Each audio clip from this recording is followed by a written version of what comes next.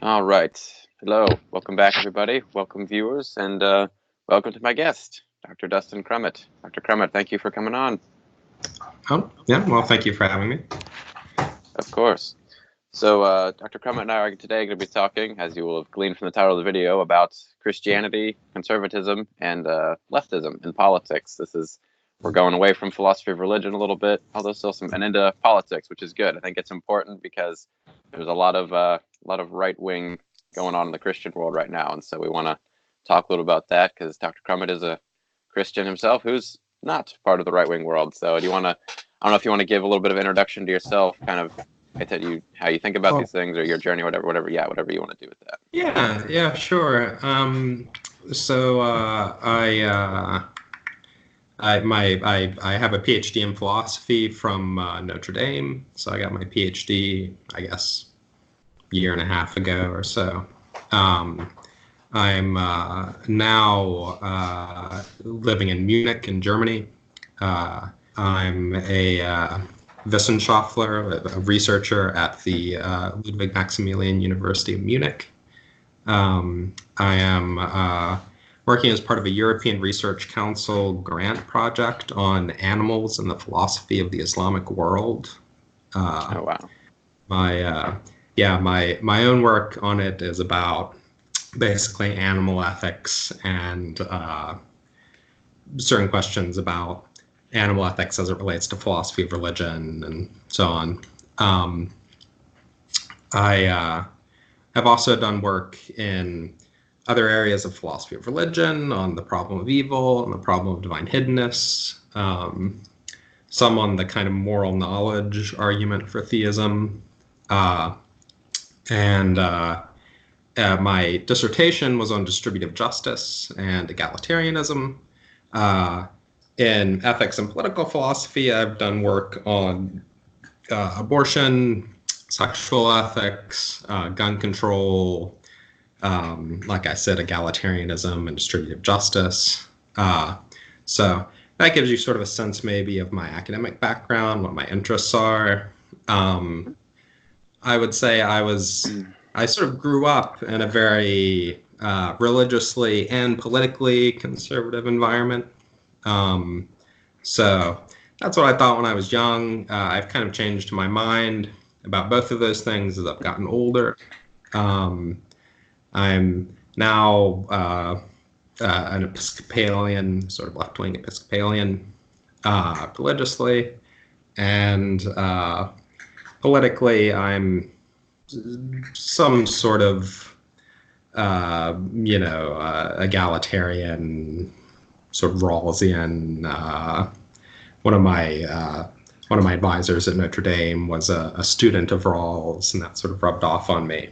But you could probably call me a kind of left libertarian politically, if you're thinking in terms of the standard, the four-pane compass. I'd be somewhere pretty far down in the lower left. Okay, very cool. Yeah, no, same here. So we're kind of, it sounds like we're at least in the same quadrant there, so pretty close. So we're both fans of Chomsky, who was friends with Rawls, so that's a pretty interesting connection.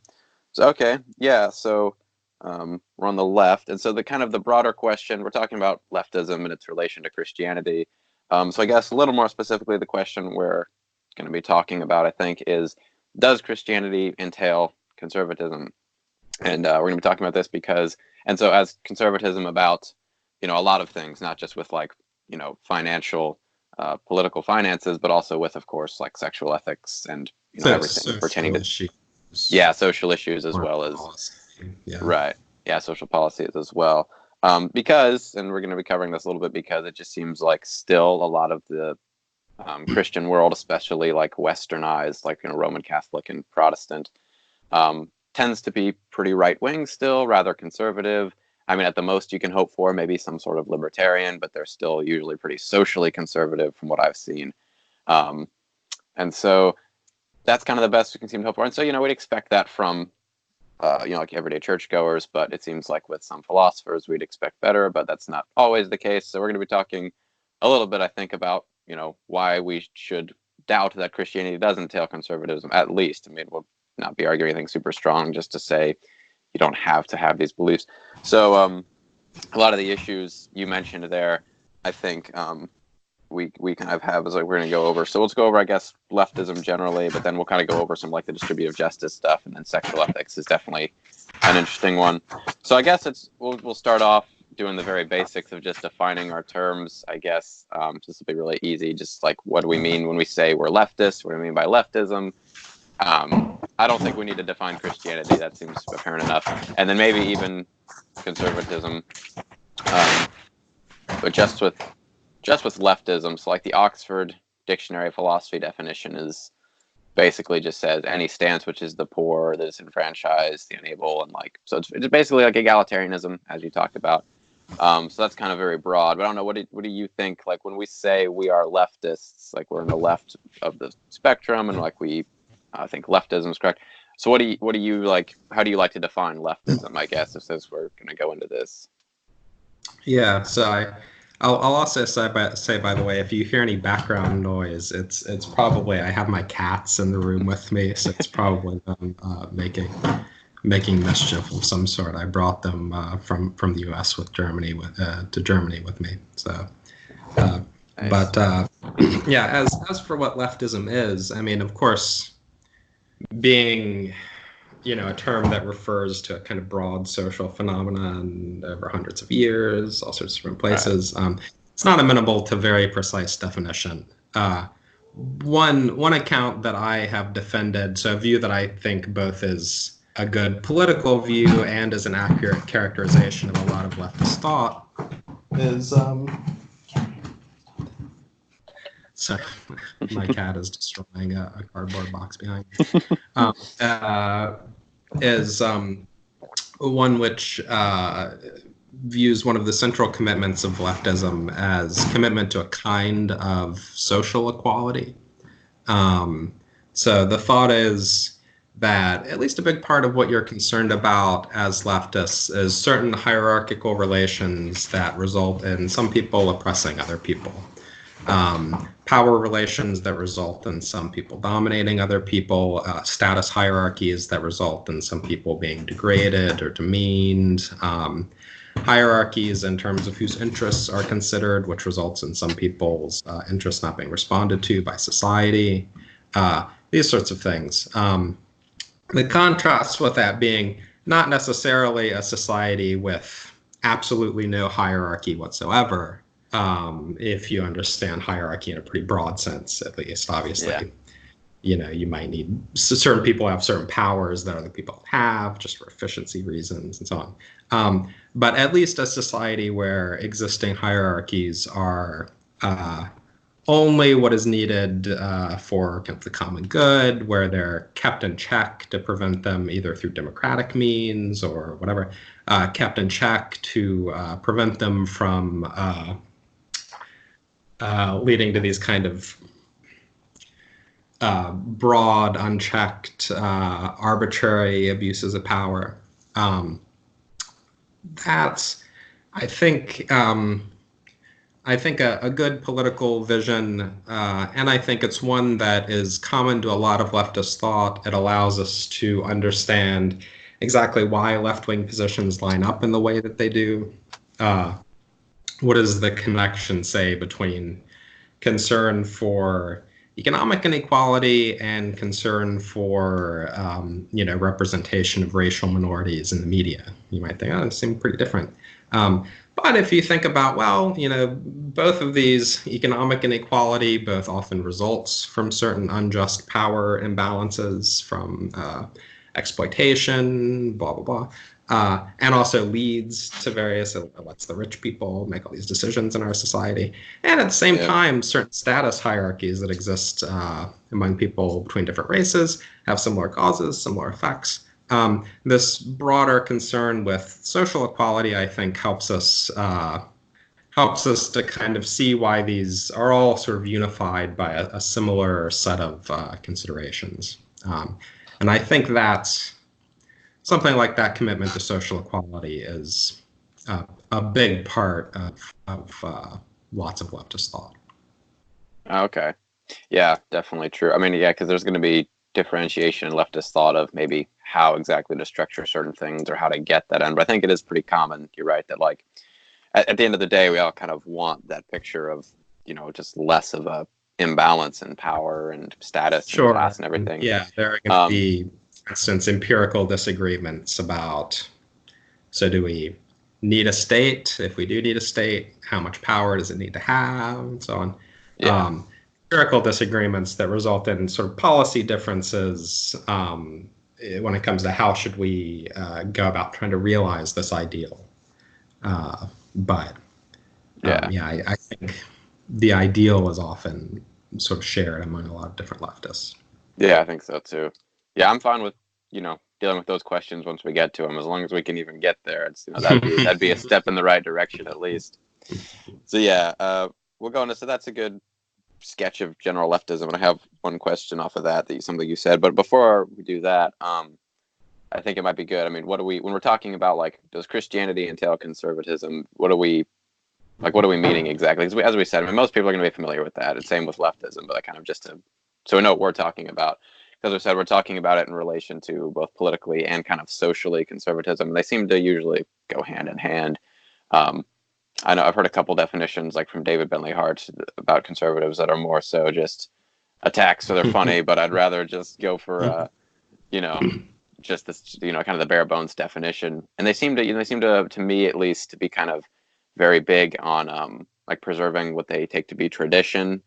And so a lot of times that means, and not always, not necessarily, but a lot of times it means like having traditional views on like what marriage should be, although marriage is kind of a weird social category anyways, and sort of just whatever. That's a whole separate thing. But they seem to be, but it's also not like only about tradition. There's some stuff about like they tend to be just very traditionalist as opposed to progressive. So they're not usually on board with like supporting social progression in regards to like sexual liberation, animal liberation, feminism, things like that. I don't know. That's kind of broad, but they seem to be sort of, and then they tend to be right wing. Well, conservatism is right wing.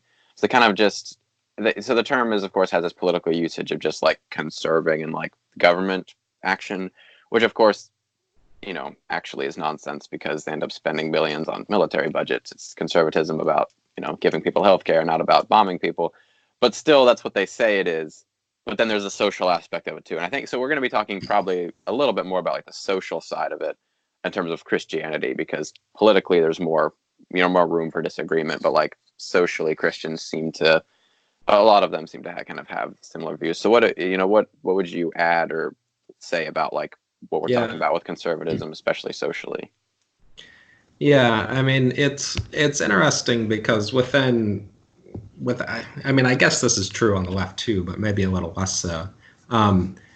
Within conservatism, or at least within maybe what we would think of normally as right-wing thought, there really are pretty different currents. So particularly, there's kind of a split between the libertarians and the more traditional conservatives, right. Where the libertarians are often kind of working in a framework that in certain ways is not so different from what the leftists are working on, insofar as the libertarians will agree, our fundamental notions are these things about freedom, equal rights, blah, blah, blah. But they have kind of radically different interpretations of those usually. Whereas kind of real conservatives often are thinking about things in very different terms, maybe more, communitarian terms. They don't like this focus on individualism. Maybe one way, Corey Robin wrote this famous book about conservatism where it really does sort of dovetail nicely with the version of leftism that I gave, where conservatism really is just the attempt to preserve all these oppressive hierarchies, and there's not really any more unity to it than that. It really is reaction in the sense that there's nothing kind of positive there. It's just this attempt to impede. Obviously, that's a way of. That is a serious attempt at explaining what's going on, but it's not one that you would probably accept if you were a conservative. Conservatives often think, and this seems right, well, you shouldn't go around just changing stuff willy-nilly, right? We know that human societies are extremely complex. It's a good chance that if things are done a certain way, that's because it made sense to somebody at some point, or because other ways, turned out not to work or whatever. So there's kind of, just like you should sort of think if you come across some animal, like, well, the evolutionary process is probably set this thing's biology up in a way that kind of makes some sense. If you would go in and just start moving organs around, that's probably going to make stuff worse, right? And so in the same way, well, human societies, really, they're too complicated for us to have very good ideas of what's going to happen if we start changing things. Usually you should just kind of put the brakes on, don't go. And so I think both that, well, I think, there's something right in that thought. That's not a crazy thing to think. I think often that in practice, both, it's the case that conservatives maybe at times take that too far. Well, we really can see that this will be a beneficial change and you don't want to do it. And at other times don't take that far enough. Want to implement, attempts to preserve traditional family structures and things often are every bit as much social engineering as anything that leftists would do. You're trying to get the state to form families in the way that you want to, even though society, sort of organic social pressures. But yeah, I guess maybe something like, maybe the most charitable reading of kind of traditional conservative thought would be something like, you should, things work. If you think about all the ways that societies could be set up, things are going all right, and you don't want to change stuff unless you're really, really sure, because probably just make stuff worse. And, yeah. Okay. Yeah, I think that's a charitable definition there. Of course, the counter to any of the argument along those lines is going to be to drop that person in a lot of different time periods they wouldn't like, and then have them try to make the same argument, and then kind of drop them in our current society, people with a lot worse living conditions than they do, and then see how if they make the connection there. Because you can make the same, all those parallel arguments can be made about like the divine right of kings or slavery, but of course, that's not being super charitable, but exactly. Yeah, I think the clear, as you say, even though there's something right in that thought, obviously there are limits, or else, we would still be living under an absolute monarch or whatever, under a feudal system. Yeah. We can see that some changes are going to be beneficial. Yeah, so if we can get into that point, like some changes are make things better. So that's the hope to get at least there. Okay, that's a good one. So it's good we've kind of laid those two out a little bit, like in contrast. I think in both pretty charitable ways that you can kind of clearly see the distinction, but not so much as to like alienate. And then, of course, as we said with libertarians, I think just to make, I don't know if we'll get around to talking about libertarianism. I want to, but we may not. We'll see. But it seems to me, at least, correct me if I'm wrong, but like as you said, like there's kind of they're kind of both in the current of right-wing thought, like the two main. And so they split, but as I said, just from what I've observed, a lot of libertarians, at least Christian libertarians, still tend to be like pretty socially conservative, while being more so politically, like more for individualism and freedom and things like that than conservatives are. So they're still like, further down on the compass. They're more like pro-freedom in regards to politics and conservatives, at least ideologically. But then when it comes to like social issues, and this isn't all libertarians, because I know some who are pretty progressive, they tend to be more on the left, but like there's a couple right-wing libertarians that are more so, God, I hate they stole that term from us, but anyways, that's a different thing. So they tend to be still pretty socially conservative, at least the Christian ones. I don't know if I'm like, that's just kind of what I've seen around a little bit, but they'll argue for like some libertarian like government policies, like gun ownership, like total gun ownership, but then they'll be like, well, it's natural freedom, but then they'll be like against same-sex marriage, like on the Christian side. So like, well, the Constitution and all this. So I don't know, is that right? You think that there's still like a very socially conservative trend there? Maybe a trend. I mean, the libertarians so maybe part of the issue is that a lot of the libertarians I know are philosophy people. Okay. they may not be representative of ordinary libertarians. When Yeah, you run into that's true. philosophical libertarians, often they're sort of socially liberal, fiscally conservative people. They want, laissez-faire free market. Maybe they even hold they want to abolish the minimum wage or whatever.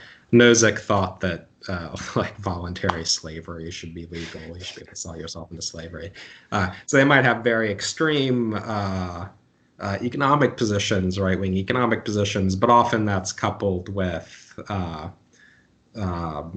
opposition to imperialist foreign policy, to opposition to mass incarceration, these sorts of things. Maybe they oppose same-sex marriage because they think that the government shouldn't be involved in marriage at all, or something like that.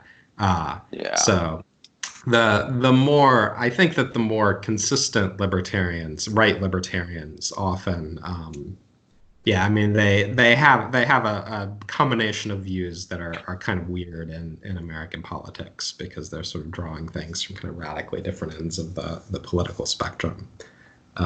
But yeah, you might be right that lots of ordinary libertarians aren't quite so much on the socially libertarian side. They're just people who want their taxes to go down, or Yeah, no, I mean, as I said, that's kind of more of what I've seen just from a few people around with like the religious libertarian traditions. That's probably still not representative of like the larger libertarian tradition, but given we're talking about kind of the religious relation to social policies and things. Makes a difference. Yeah, definitely. Okay, so one thing before we get a little bit more into some other stuff we're going to talk about is, you said in your thing with leftism, and I like the definition, and I think we, all leftists agree on like equality, egalitarianism, like, making things as equal. So I'm just anticipating the most stock objection to that ever, or the most stock question I guess people have for that is like, why is equality valuable? Like, because they'll draw all these like, like counter examples of like, when equality is bad, or they'll say like, people should all get what they work for. So there should be some people who don't have as much. Like there should be inequality because that's representative of, work ethic, which of course isn't true economically in most cases. But in any case, I think like I don't have like a exact argument laid out. I just know it's a question people ask, because I get it a lot too. It's just like, well, why would we want equality? Like, why would we not want people to like, maybe get what's theirs and everybody else is kind of like, tossed to the wayside?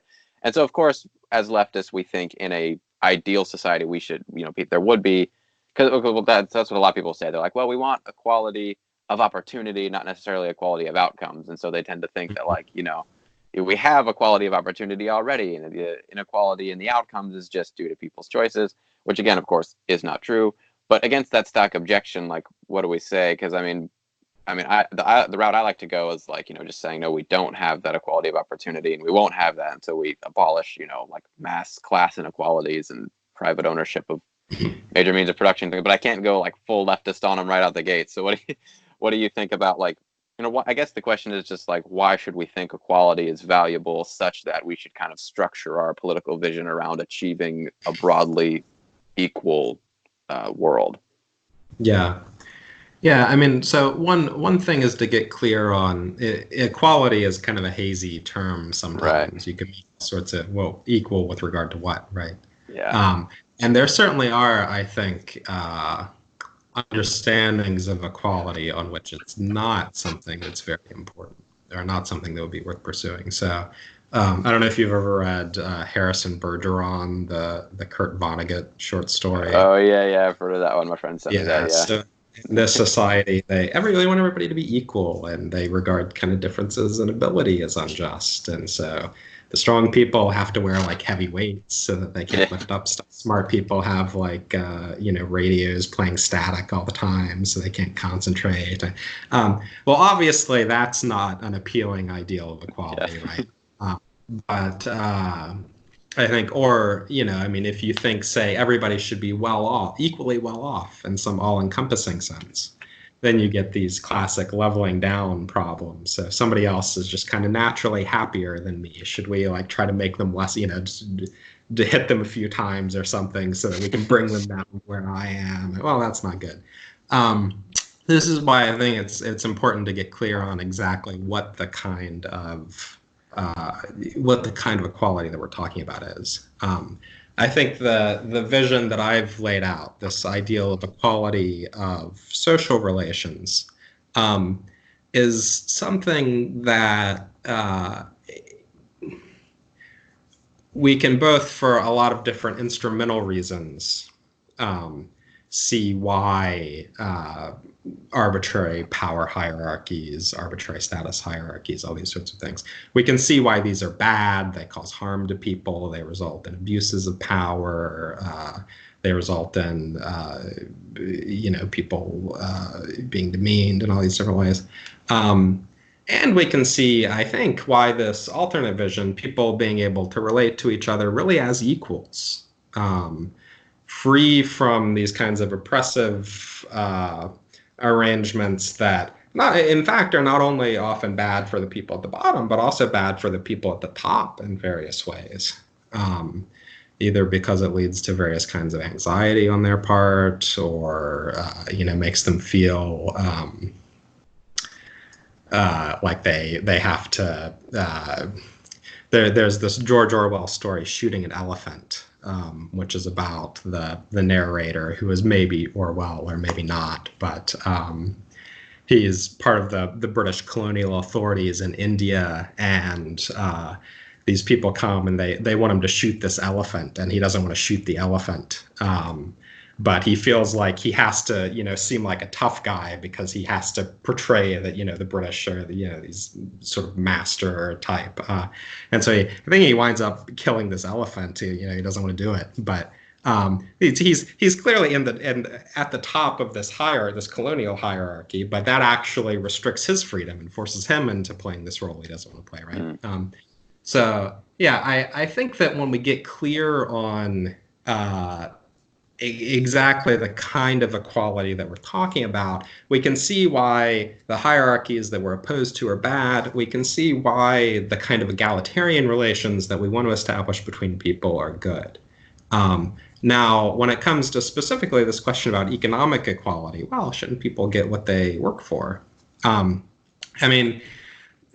There's some sense in which that's, yeah, sure. If you're thinking about this as an economist thinks about it, leisure time is an economic good, right? So, yeah, I guess if you were trying to dole out economic goods to people equally, then, yeah, if you don't want to work, then you are getting something else in exchange, namely the ability to go do something else with that time. And, well, that's a choice that you've made, whatever. So I don't think that even very strong ideas about economic inequality suggests that everybody should have like the same amount of money regardless of how much they work or anything like that. But I think that the things to get are that, first of all, laissez-faire capitalism, in fact, does not apportion resources to people based on how much effort they put in, right? It apportions resources to people often based on whether you were able to get a small loan of $1 million from your dad. It creates a class of people who, to a large extent, live off the labor of others, namely the sort of capitalist class who make money from owning things. Now, maybe that's not if you are investing, you're also taking on risk and whatever. So, we want to be fair to you too. Yeah, I don't think that capitalism, in fact, apportions things according to this sort of work-based desert theory. And I also think that it's important to recognize, when you have very large economic inequalities, at least, all the other sorts of problems that this causes in terms of wealthy people dominating the political system, in terms of the creation of status hierarchies, in terms of people not being able to provide for themselves, all this sort of stuff. So, right, and then controlling media as well, and then being able to feed it. So it's a snowball effect that starts with economics. So yeah, so I think that's good to clear that up, like what we mean by equality, or like just broadly this egalitarian vision. And it seems to me at a level that, like, if you can't see why that's more desirable than having this hierarchy, then that's fine. Like, we're just going to primitively disagree on like desirability, but like to anybody who's got like a strong moral compass, it seems to me that like, okay, yeah, it seems that this is a more desirable vision. So then the debate will become then that the libertarian or conservative will say, I'm thinking more libertarian here because they're going to be the laissez-faire capitalists, or laissez-faire. Sorry, messed up my French. But they're gonna say that just like they're like, okay, yeah, I see that that's like desirable, but like the hierarchies that are gonna come about as a result of like laissez-faire, or just kind of our capitalist structures. It's the freedoms that are preserved that end up entailing that are goods such that they are worth preserving, even as opposed to this kind of broadly egalitarian vision. So that's what I think the route they're gonna need to go, which that's pretty easy to have that conversation. I think the thing to say about that as well, it's also important to get clear on what we mean by freedom, right? Yeah, right. Yes, there's a certain understanding of freedom. Well, just the government lets whatever happen, except for the fact that I can't go take your stuff. So clearly there are some limits of my freedom because it's enforcing this property rights regime. So there is but you ask, well, okay, so somebody who lives in a town without many economic opportunities, has to take a job in the Amazon warehouse, work long hours. People are collapsing because it's so hot. Every minute of when you're allowed to go to the bathroom is regulated. How free is this person really? And the sense that we should actually care about. And so I think this is where the egalitarian should say, no, actually, by eliminating these domination hierarchies, ours is the view that makes people free in the sense that we should really care about, because freedom, to be free, you have to not have a master.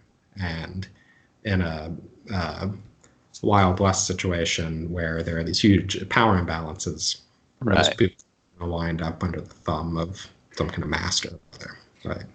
Yeah, I think that's really important. That's a good, because I don't know if you like or know Ben Burgess, but he's someone I've read recently, and that's one thing he helped make clear to me. He's like, really, what we should say about some of these libertarian arguments is that your whole like conception of freedom is just like weird and wrong, and like in some ways contradictory. Like he's like, we should think of freedom as like being the absence of being like dominated, like the right not to be dominated or controlled by the people, not the right to voluntarily subject yourself to domination to a capitalist in order to survive. And so like, that's not freedom in any meaningful sense. And the sense in which it is freedom is just like, there's obviously a more desirable freedom. So the argument they're going to make is going to be something based on like property rights, but that's the whole, we don't want to get all into like private ownership. We can, it's obviously, but I think you can almost make the backwards argument that like what follows from that private ownership is so less desirable than like the vision that follows from eliminating that it's like, what reason is there to have it?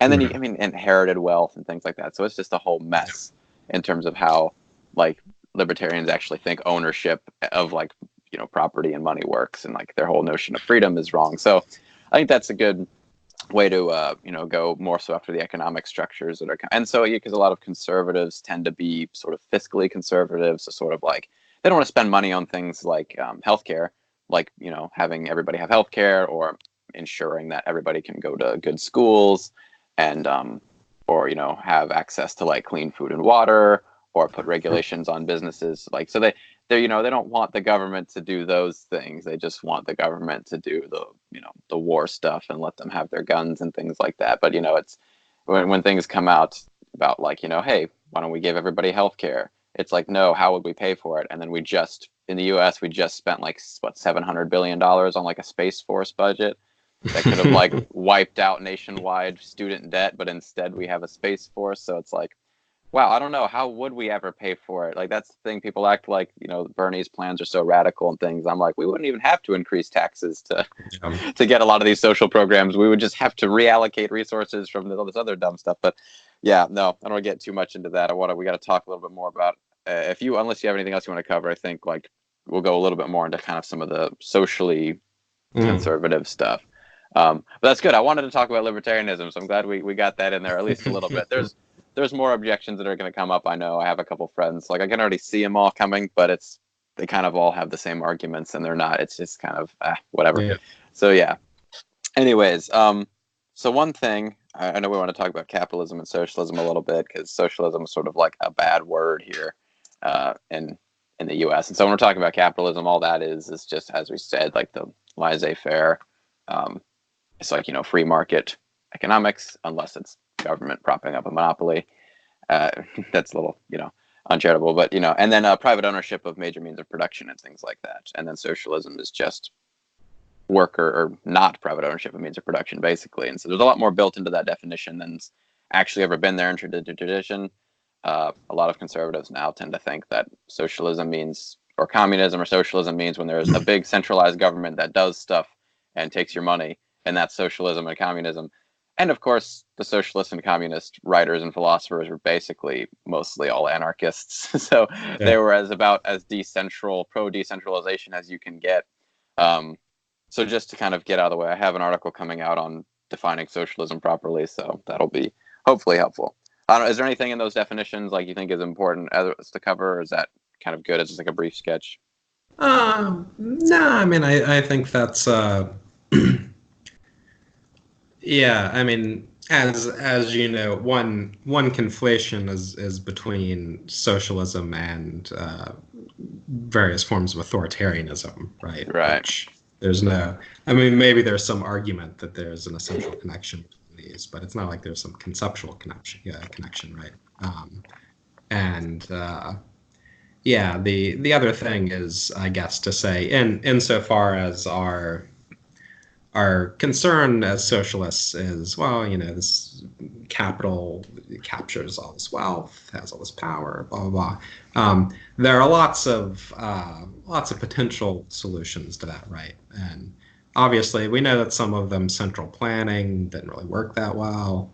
But yeah, there are lots of. I mean, certainly, right now I'm living in one of these Northern European social democracies, which are implement all sorts of policies that at least would be called socialist in the U.S. In Norway, the government owns like 60% of the wealth in the country. So that's getting a little further on towards kind of real socialism. Yeah, Matt Brunig has a proposal for sort of a large sovereign wealth fund where the government would attempt to, over time, basically buy stocks, put a larger and larger share of capital under the control of this sovereign wealth fund, which would then pay out money to people as kind of dividend. This is based on both the Norwegian sovereign wealth fund and the Alaskan permanent fund. Something like that, I think, is what I think is maybe one of the best proposals for like a way forward beyond just kind of European style social democracy. Okay. Yeah. Certainly, there's no connection between that and dictatorship or Soviet-style central planning or anything like that. Yeah, no, of course not. And so, yeah, I mean, Jacobin magazine had an article recently called like "Social Democracy is good, but it's not good enough." And so I sent that to a couple of my social democrat friends because they were like, "Well, it's good. We kind of got to flip the terms and get to democratic socialism if we're really going to have." And so one thing they said about in there was like, no, like the Nordic countries aren't socialist, but they still serve to, disprove some of the right talking points about socialism over here. Like, oh, this wouldn't work. Well, it already does in most of the industrialized world, except for us. Like I was reading an article the other day on like going to school in foreign countries, and there was like just crazy to read the stats. Like the United States is basically the only industrialized country that like doesn't offer maternity leave to like couples, like for women who get like pregnant. It's like, what are we doing over here? But yeah, I'm sure you're glad to be in Germany, at least right now. It's a good time to be out of here. So, yeah. So, okay, that's good to cover some of that. That's true. Like, just to kind of like when we say socialism or leftism, it's nothing to do with it's Stalinist or Maoist style like dictatorships or Leninists. So, yeah, no, none of that's anywhere in there. So, okay, yeah. I guess we'll talk a little bit. Like, let's just briefly cover this because this is on topic. I got a couple. We'll kind of want to move on past economics, but this is on topic. So, I was going to talk a little bit about redistribution of wealth because that's something that a lot of people, both secular and religious. So this is kind of more just like a general point. Still, tend to be against that. And I had a YouTube video I came out with a while ago, just called like, "Well, stealing isn't always wrong," and it was inspired by current affairs and just like because they talked about the argument of like, well, taxation's theft, and his response to that was basically like, well, even if it is, like, that's fine because it's not wrong to steal from people sometimes. Like, it's not wrong to steal from the billionaire class so that people can like have clean water. Like, that's probably actually the right thing to do. So I don't really actually see. I used to, but like I don't see any problem with redistribution of wealth when it's like, when we have these like massive inequalities.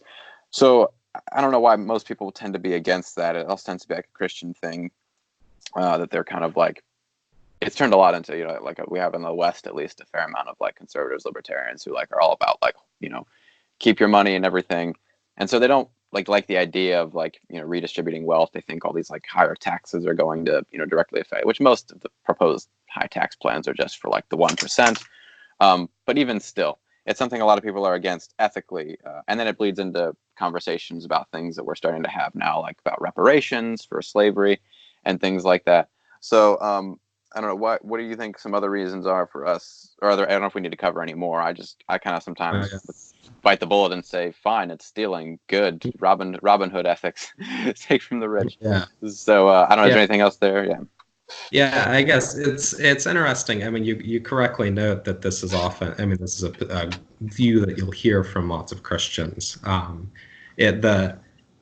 Certainly the traditional Christian view on this, which you find in the Church Fathers and in Aquinas and all those folks, is absolutely the inverse. Their view was that wealthy people who have far more than they need, while there are other people in need, the wealthy people are in possession of stolen goods, because God has provided these natural resources to satisfy everybody's needs. If you have more while this other person doesn't have enough, then you've essentially stolen. I mean, God has assigned that person the right to what they need. You've taken it for yourself. So they are the thieves.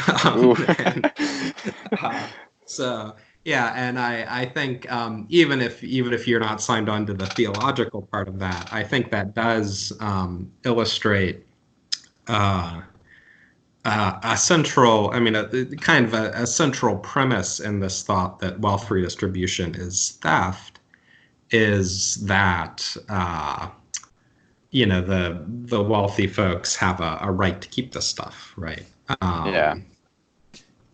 That's not at all obvious. I mean, the economic system as currently constituted is set up in a way such that they come into possession of it first. That doesn't mean that they have a right to keep 100% of it, right? I mean, it just doesn't follow at all. So yeah, if you spot the libertarians, their view of property rights, yeah, okay, I guess it's theft.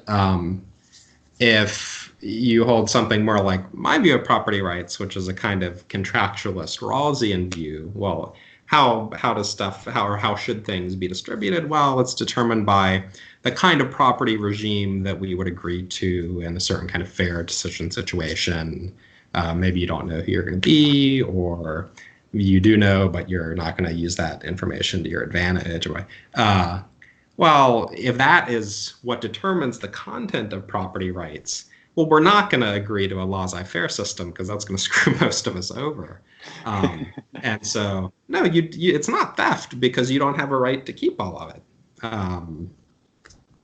Any more than if I found something that belonged to you, and then you came along and tried to get it back, you'd be stealing it from me, right? I mean, I have possession of it. That doesn't mean that I own it or that I have a right to keep it past a certain point.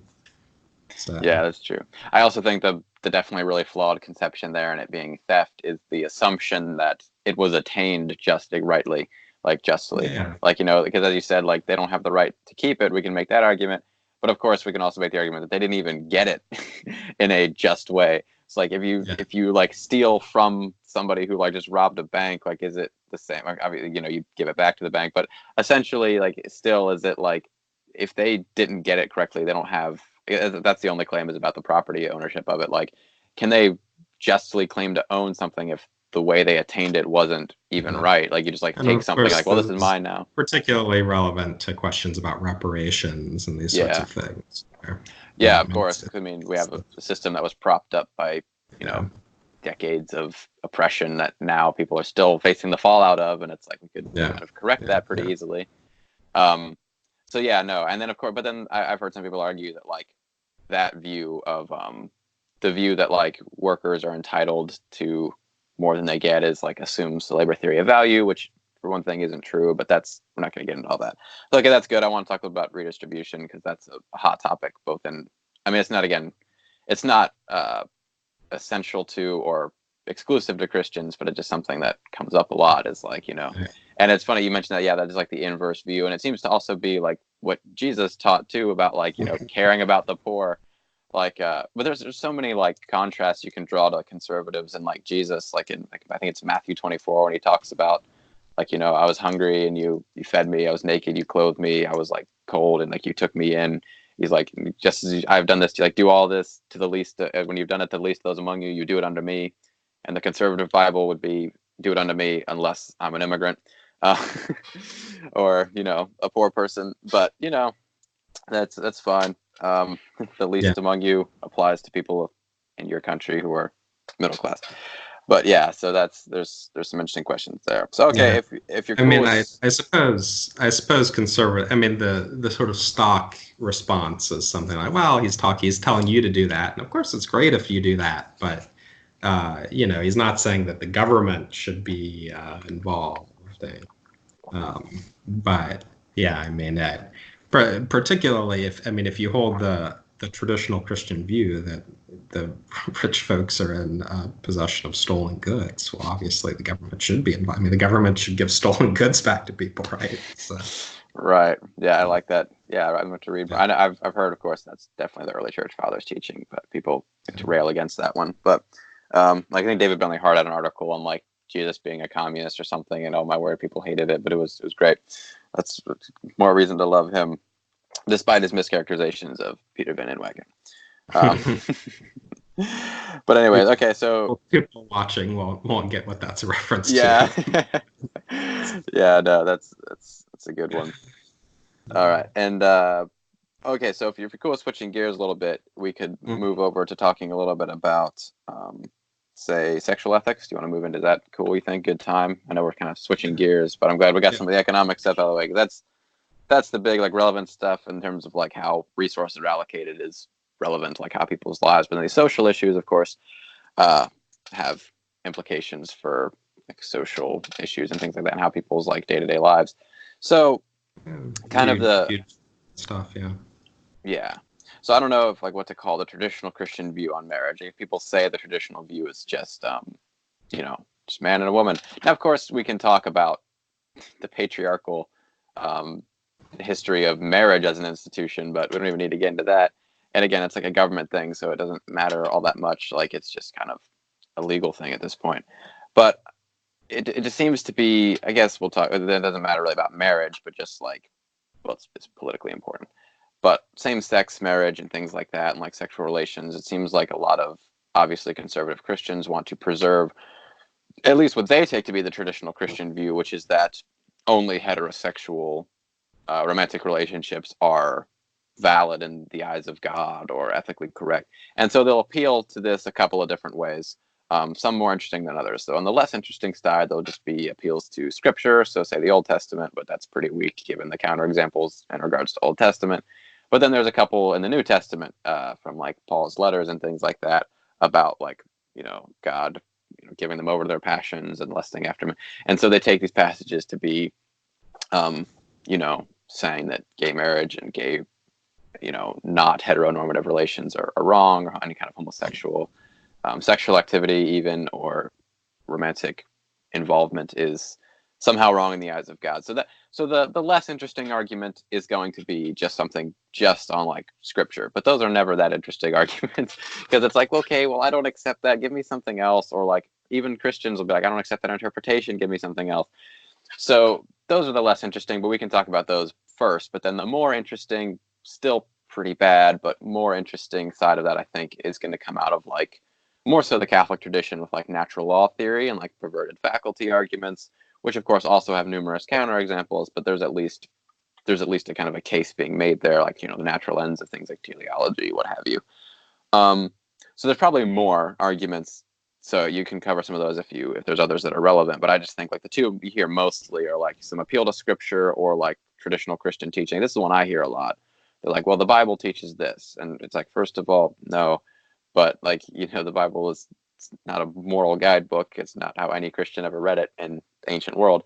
But in any case, it's like, they're like, oh, well, this is just God's word. This is what God has said, and so therefore so that's kind of like, I guess there's the divine command approach, and then there's the natural law approach. That's probably an easier way to like make that distinction. So, what do you? Because obviously, being a Christian, if I'm not incorrect, I believe you're not in the camp that's wrong, that being homosexual, right?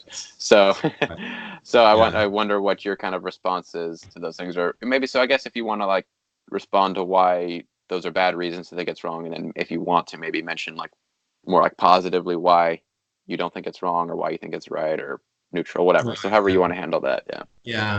I guess so you hear those two arguments. There's also a kind of consequentialist argument you hear sometimes that just for some reason heterosexual marriage is good for society and gay marriage would be bad for society. It's there was a lot of, back when this was being fought through in the courts, there was a lot of very bad social science trying to show that kids raised by gay couples had worse outcomes, because they wanted to show that you need to promote heterosexual families specifically, because they're the ones that have good outcome. And there were many problems with that.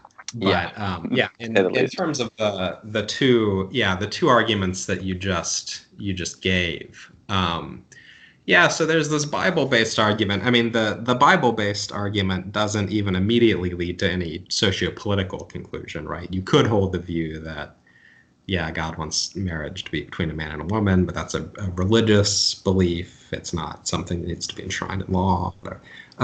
But even abstracting away from that, one question is how to interpret even the stuff in the New Testament. Some people think, well, Paul is really talking about various kind of like pederastic relationships that existed in Greco-Roman society. He at least wasn't thinking about kind of egalitarian gay relationships, blah, blah, blah.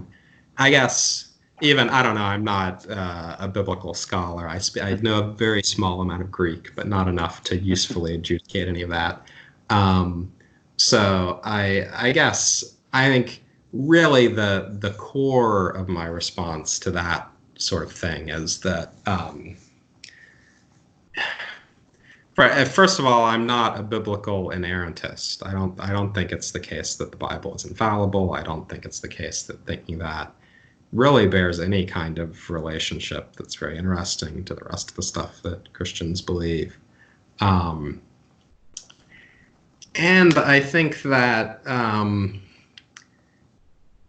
even people who say that they think that the Bible is infallible often interpret the Bible in light of other things that they think are right? When you show, I grew up around a lot of Mennonites who are pacifists.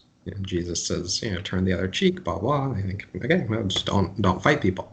And when you show that to conservative Christians, you tell them what the Mennonites think, they respond, well, of course, well, but what if somebody was going to kill your family? It would be okay to fight them then. So clearly that can't be what Jesus meant, right? Right. So they interpret it in light of these other ethical beliefs they hold. Or you look at, there are parts in the Bible that seem to suggest that it's wrong to charge interest on money. The people who wrote those passages, they weren't aware of modern economics about the time value of money or the role that finance could play. And people, you tell them about that. They say, well, what they really were concerned about was kind of predatory lending, usury, understood. And, for 1,500 years, everybody thought this really meant you can't lend any money, right? This was the view all throughout. And in fact, there were natural law arguments that it was unnatural to charge interest on money because you're reaping without sowing, essentially. People thought all this. modern capitalism happened. People realized actually finance is really important. We ought to be able to lend money.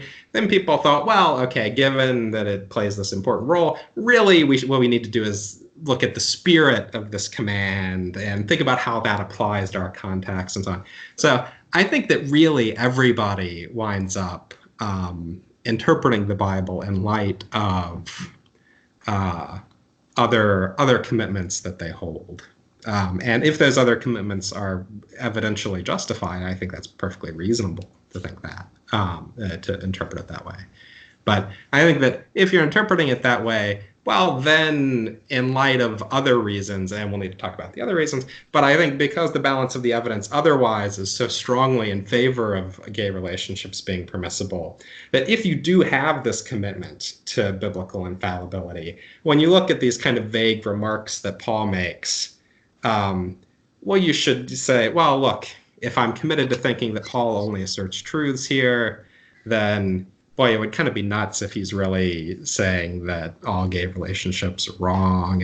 So you should interpret it in light of these other things you think, just like everybody does with everything else. So that's what I think about the Bible stuff here. Now, when it comes to the natural law arguments, yeah, I mean, those are, I mean, there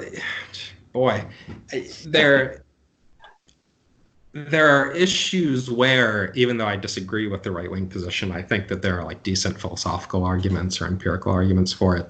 I really don't think that about the natural law arguments for against homosexuality. I've never been able to see why anybody would endorse these apart from some antecedent commitment to I mean, they just seem totally nuts to me.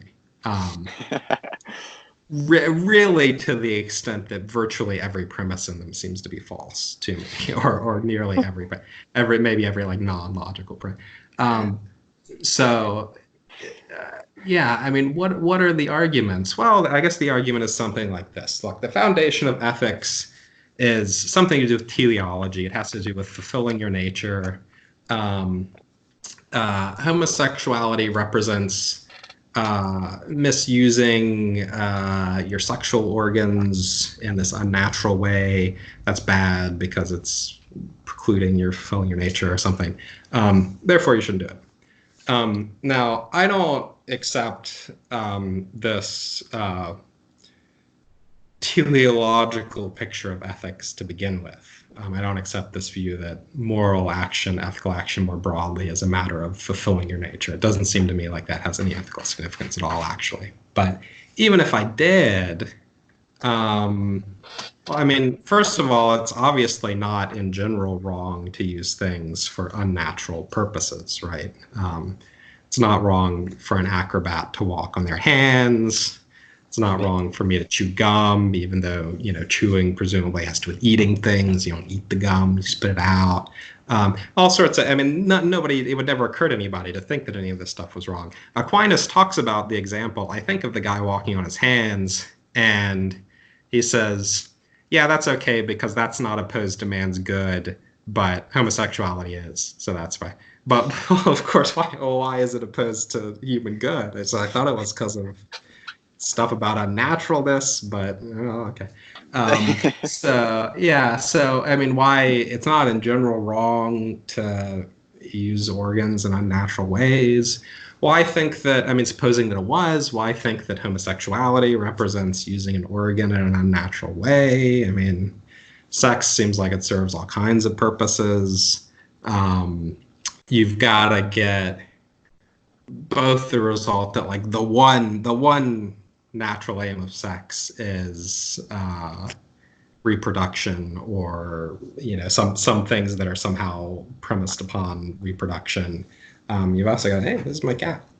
Oh, hi.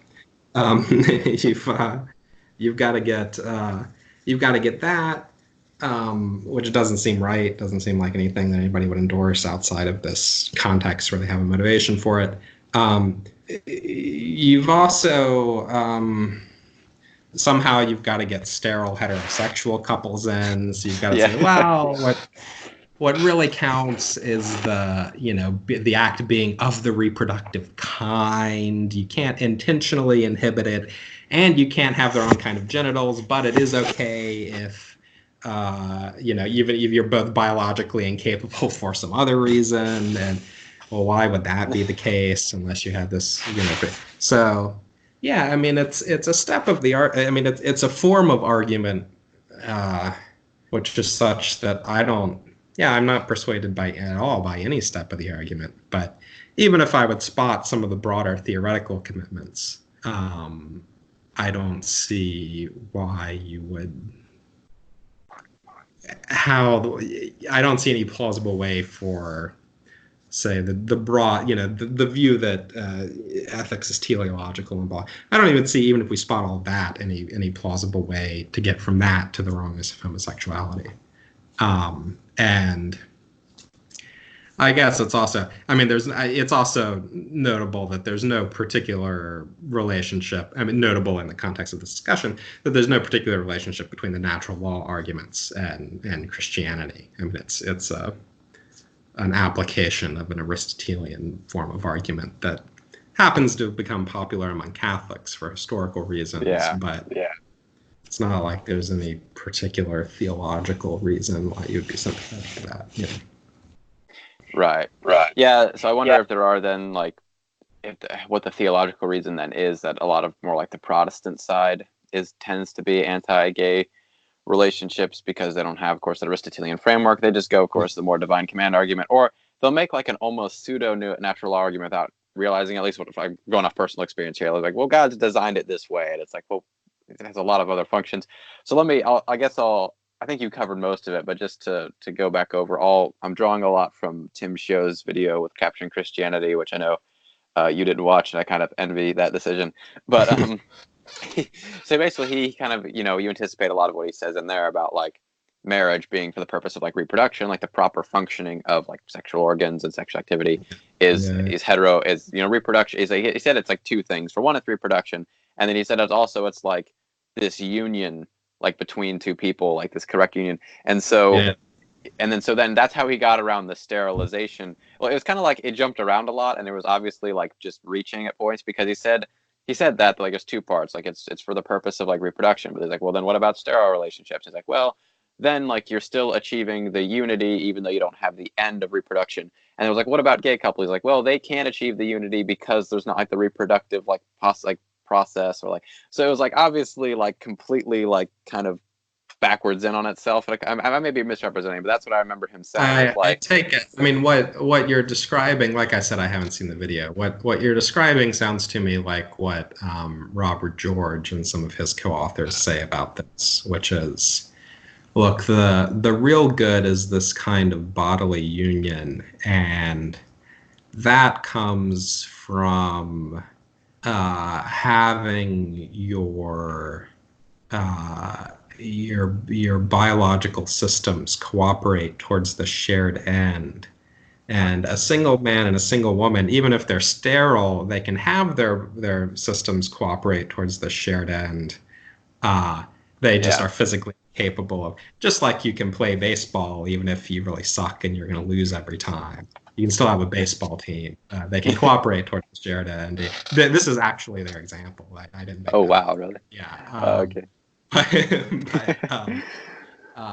But the gay couple allegedly can't even cooperate towards the shared end, and so this is why they're different. I mean, it's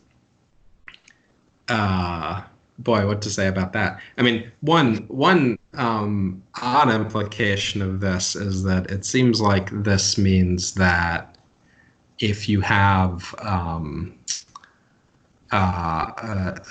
heterosexual couple and they have a marriage ceremony and they have sex, but they never have intercourse, maybe because, say, the woman has a medical condition that would make it painful. Looks like they have to say they are either not really married or are not achieving the characteristic good of marriage or something like that, because it has to happen through this way. Which doesn't seem right.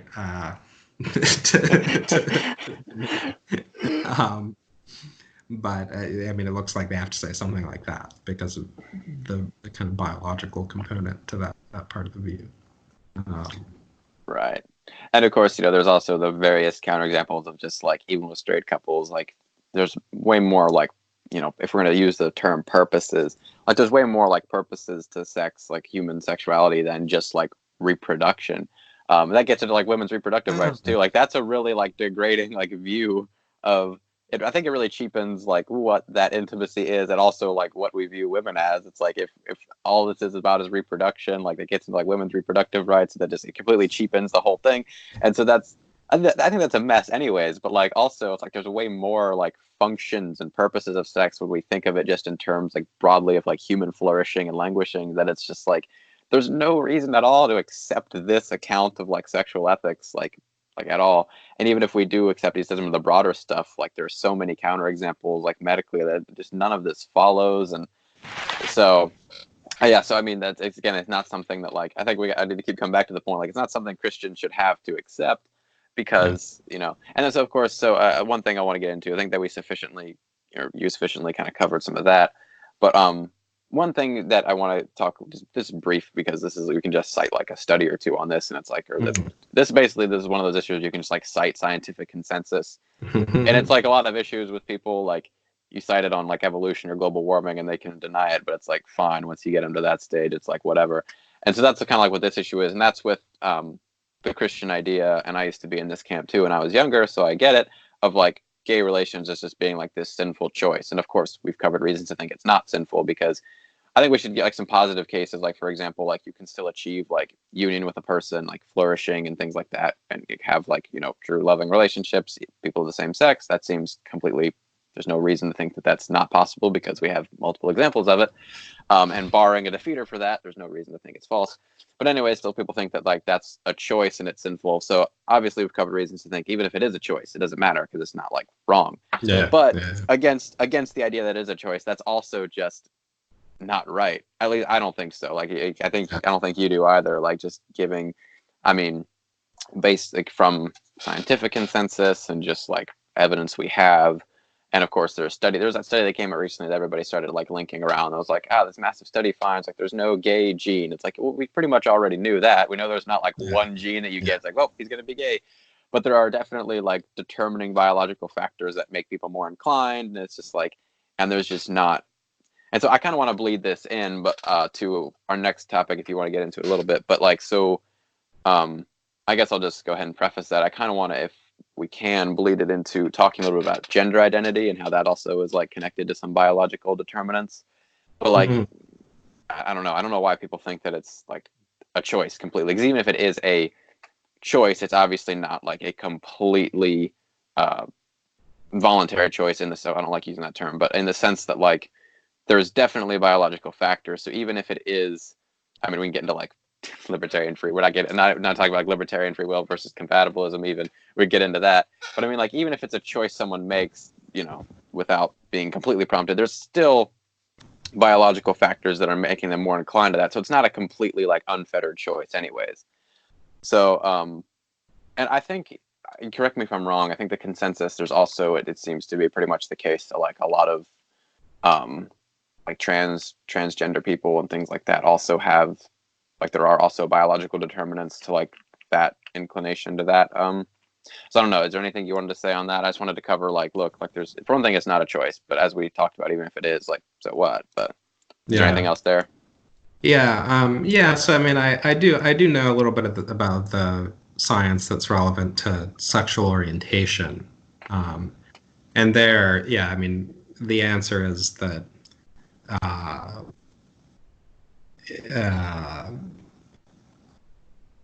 there is no single gay gene, which is exactly what you would expect for something that's kind of as complicated as sexual orientation. But it does look like it's affected both by certain genetic factors and prenatal hormone exposure, all sorts of different biological things. I don't know the science about gender identity as well, so I maybe just shouldn't say very much about it. But it is it's pretty clear that it's not. Somebody's gender identity is not under their control in the way that ordinary voluntary action. I mean, you can decide to change it in the way. And I guess anybody can just sort of introspect and think about whether they could decide to change it. And I think the answer is probably no. So. Okay. Yeah. I didn't know your position on this. It'd be good to talk about. I wondered, like, the Christian, because again, the traditional Christian position tends to be on, like, not thinking trans people are legitimate. So they'll say that it's like, it's just like it's a woman in man's clothing. So I don't know what you think about this. I just recently wrote, like, a blog piece on, like, gender identity and just kind of the common argument. I basically just said, like, the common argument is that, well, there's only two genders, and we think this because gender is determined by biological sex, and biology only produces two sexes, and so there's only two genders. And I was like, well, unfortunately, all that's false. For one thing, the argument the left makes is that, nobody's claiming you can change your sex, like chromosomal, orientation. It's just that gender is more of a sociological thing, and it's not tied to biological sex. Then, of course, there's a counterexample that biologically there are at least 5 sexes just amongst Homo sapiens, and some species have hundreds of sexes or genders, what have you. So that's the article I wrote, and Nathan Robinson from Current Affairs had a good piece on this, and his Ben Shapiro response of just like the argument the left's making is not that people can, or some delusion about what chromosomes they have. It's just the idea that their gender doesn't match their chromosomal composition, and so we should kind of treat people as in regards to like social relations and institutions and things like that, as opposed to what their chromosomes are. And it's like one of the examples that I think Natalie Wynn gave, ContraPoints, was that like biological, like adoptive parents, like we treat them as a child's parents, and it's not wrong to refer to them as such, even though we know like biologically that like they didn't produce these kids biologically, but still it's like they're fulfilling the social function and like the job of these parents. So like when we see them out and about, and like the reference is to them as parents. So again, this is another issue that like this is one that's really curious to me. It's kind of like abortion, although abortion I think the Christians have a stronger case against. But this is one that really gets me, because like there's nowhere in the Bible does like God talk about gender orientation. Like there's never anything in there, but it just seems to be a given to a lot of Western Christians that like trans people are illegitimate or something. I don't know where that comes from, again, because it's not like, at least like with the gay marriage case, like it's a really weak case, but at least there's like a couple passages that can point to where it seems to be demeaningly talking about homosexual relationships. But there's nothing of that sort about trans people, probably because it wasn't really an issue at that point in time, at least as much. But I don't know. I don't see. This is actually an issue I don't know. We haven't talked about this one before. So what do you think, kind of more broadly there? Yeah, I mean, I guess I think that I accept this sort of common distinction between biological sex and gender, where that's understood as something to do with playing a certain social role or whatever. I mean, I think that a lot of the kind of ordinary discourse around the issue is kind of confused because, people do think that biology is much more important to this than it really is. The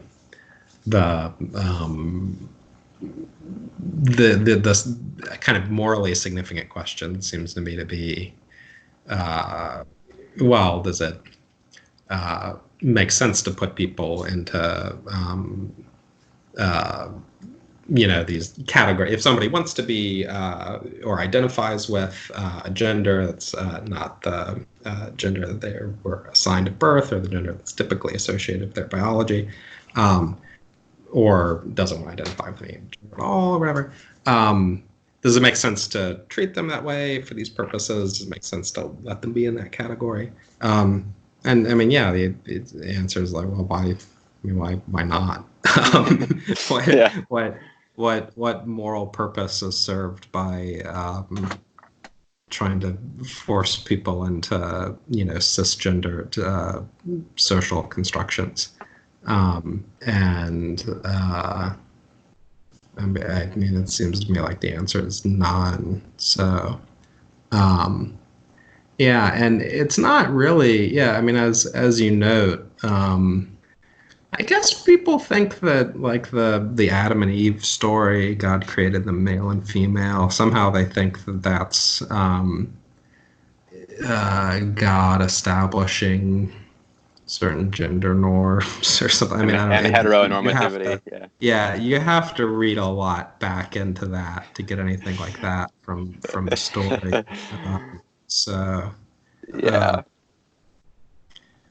yeah, I mean, I guess, yeah, I guess I hold the kind of pretty standard left wing pro trans views, and yeah, I think it's Yeah. very difficult to see what that even has to do with with what the conflict with Christianity is even supposed to be there. Yeah, Uh, exactly. That's what I yeah. that's what I'm dumbfounded too. I would say like why is this relevant at all to any sort of Christian, like how is this infringing on Christian beliefs, or how is it like in conflict with them even? Um like, and I know Capturing Christianity just released another video with some scholar like our new concepts of gender logical, and I didn't touch that one yet, and I probably won't. Um, so yeah, so again, I'm like, why is it important? Like I don't understand, because that's what is confusing to me, is like, why is it something that Christian apologists feel is so important as to get scholars on to talk about it, like have people like writing articles on like sexual ethics and like gender identity. Like why is it something that you think is crucial to like conflict with Christianity? So I don't get that either, but I think, as you note, that like, yeah, there's no reason to think that biblically, and then from just a purely natural standpoint, it's like I don't get, there's no case there really. um so okay, that's good. And I know we got to be respectful of your time here, but hopefully before we recap, we have time to go a little bit into, yeah, let me know if we got to like Yeah, cut this off earlier. I can go for a while longer yet, I think. Okay, So good, should, good. So one thing I was going to ask about is this is one that's kind of caught my interest a little more recently, um, and it's kind of, well, environmentalism generally. But I know you've written before on like animal rights and also animal suffering in regards to problems of evil, but kind of familiar with animal ethics generally at a professional level. So I want to talk about I guess animal rights just a little bit, because that's something that I guess it's not essential to leftism. I guess not all leftists are usually pro like animal liberation or like kind of against factory farming industries and such. But I mean, it seems like a lot of leftists are for that stuff, and it's significantly more leftists that are for that stuff than like right wing people. Um, so, and what of course I mean, I recently, and so there's a lot of Christian arguments. Again, I keep using Tim's show. I don't want to like be like keep, but he's the one that like he's like the one that writes a lot of like the standard Christian like conservative like views. And so I just I'm familiar with, he wrote something recently like supporting factory farming or whatever. He had like a paper about it.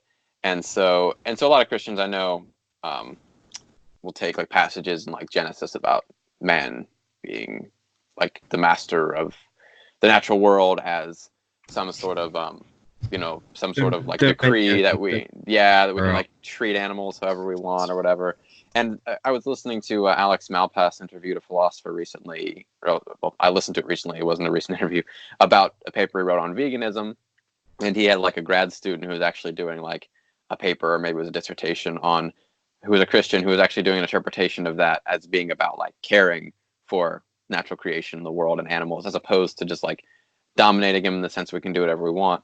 And so, of course, now this is, I'm not going to go too meta here, but there also seems to be that kind of a relation, the Christian positions here, to like abortion ethics, because they're so staunchly pro-life generally, even in, kind of pre-third trimester stages where the fetus isn't conscious. But then they don't care at all. They care so much about that, but they don't care at all about, like, say, factory farming industry, or how it relates to like climate change or like just general environmental issues. And we have to get into that. I'm saying with the animal ethics part of it. But a lot of Mm. times animals that are being kind of tortured and killed for food are a lot more conscious and sentient and like aware than like a first trimester fetus is.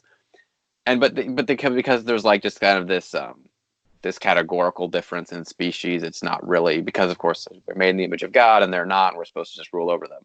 And so, of course, again, I think the standard here is like just the dominion passage, like like the fact that we rule over, in no way entails that it's correct to Yeah. subject them to like terrible living conditions and torture and things like that.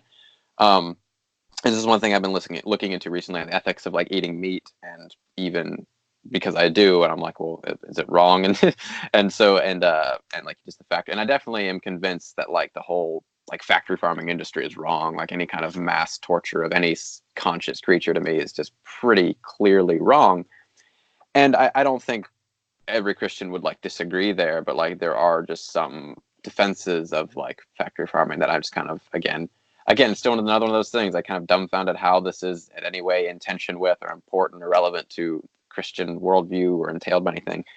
But I guess my question for you, I'm just kind of laying out a bunch of stuff here broadly, but the point is just like what do like leftists and Christians like think about animal rights, and like why should we, and if we should, why should we kind of be concerned? Like why should even Christians be kind of concerned with like the rights of animals and like the living conditions and how they're treated kind of on a larger scale? I guess that's the broad question. Sorry if that's too abstract. Yeah, I think, I mean, honestly, I think that the most when it comes to something like factory farming, I think that often the most persuasive argument is just to point out the reality of what factory farming involves. You know, to either describe it or share some pictures, share them a video. And if somebody is really, you know, they can look at animals being kept for their entire lives in a space this big, you know, and being left in their own filth, having all sorts of painful procedures performed on them. Being like, I mean, if somebody can sit through all that and be like, seems fine, then I mean, what do you do? Yeah, what are you going to do, right? I mean, nothing's going to convince them. I guess in terms of theory, though, yeah, I mean, there are in the Bible pretty explicit references to the value of non-human animals. God made them, saw that it was good. David Clough is a theologian who wrote a 2-volume kind of theological work about animals over the past couple of years. The 2 volumes have come out. Has a lot of good examples like that. You also have on the one hand this idea about dominion, on the other hand this idea that humans are made in the image of God, and blah blah. I guess that I think because I'm not a biblical inerrantist, I'm not committed to either of those ideas. But yeah, as you know, I mean, you can think, if you think about if this dominion is supposed to be something like some kind of authority, well, I mean, there are different ways you can understand that. One is maybe more like the authority that I have over, a piece of property that I own, where I can kind of dispose of it as I wish. I don't have to. Another kind of authority might be more like the authority that a just state is supposed to have over its citizens, or parents over their children, or say authority in the sense where somebody has a certain kind of power, but they have all these responsibilities that restrict how they're allowed to use it. Often they're expected to put the interests of their trustee over their own interests, right? So I don't think that entails any kind of anti-animal rights position. Similarly, if you think that, I mean, it's very hard to get clear on exactly what this idea of all humans and no non-humans being made in the image of God exactly is supposed to come down to. But I mean, even if you hold that view, I mean, again, it doesn't follow that you can do whatever you want to animals. So I've been reading recently, as a result of my work as part of this grant project on animals and the philosophy of the Islamic world. I've been reading this medieval Islamic text called The Case of Man versus the Animals Before the King of the Jinn. So the animals are sick of being mistreated by the humans, and they bring a lawsuit to the king of the genies, asking him to intervene against the humans. The animals or the humans have to come and respond to this lawsuit. The humans are complete scoundrels the entire time. They come up with all these schemes about how we'll say that the animals sold themselves into slavery to us, and the deed was lost during Noah's flood, and that's why we don't have paperwork to establish it. But No way. they're utter scoundrels the entire time. They keep giving all these terrible arguments that the animals immediately shoot down. Some of them are arguments that people still use. Well, humans are intelligent and animals are not intelligent. Others are just sort of goofy. The humans say, well, we're more attractive, and so that's why we're better. And the animals are like, well, we're more attractive to each other, so what about that? And the humans, damn it, yeah. But they ultimately the ending of the text is very weird, because you go through. I mean, the animals are winning the whole time, and at the very end, one of the humans is like, okay, but only humans can become saints. And the king of the genies says, yeah, that's right. That's why humans are special. You win the case. And the book immediately ends. No way. Wait, what? And so there are many different, I mean, there's a big interpretive issue. Like, did they wrote themselves into a corner, but they felt like they had to make the humans win, or what? But one interpretation of this would be something like what they're saying is, look, if anything could account for the fact that humans are superior, it's the fact that humans can kind of display this virtuous action. But the humans in the story are not behaving virtuously at all. They're probably less valuable than the animals, because the animals are not scoundrels like the humans are, right? And surely if you really were a saintly, virtuous person, then you wouldn't want to abuse animals in this way. And so it's not clear if that's the right reading. It's a reading, but yeah, I mean, that reading is an illustration of the thought that, yeah, even if you do think that there's something special about humans, such that they're superior in some way, it doesn't follow that they're allowed to, commit these horrific atrocities against animals like actual human beings do in our society. Might be that this capacity makes your obligations towards them stronger, because, well, you have the ability to understand that what you're doing is wrong. You have the ability to hear these defenseless animals. So. Yeah, for sure. That's good. That's all good stuff. I had to read that story. That sounds funny, like almost like Animal Farm, but a court case. No, yeah, that's great. Because one thing you said that I thought was interesting was about, like, if you show people like a video of like all that actually goes on, like show them like the reality, like statistics, and then you can be like, yeah, that's okay. Like, it's okay. What do we do there? Like, if you're just what? And so, but what's funny is, like, almost all those people, if you showed them like, one of those like sad song commercials about like dogs in a pound, they'd get sad. So like, but then we have, of course, the case that pigs are at least as intelligent as dogs, a lot, probably more so. Yeah. And so like, people are so saddened by like the idea of like animals like dogs or cats being euthanized,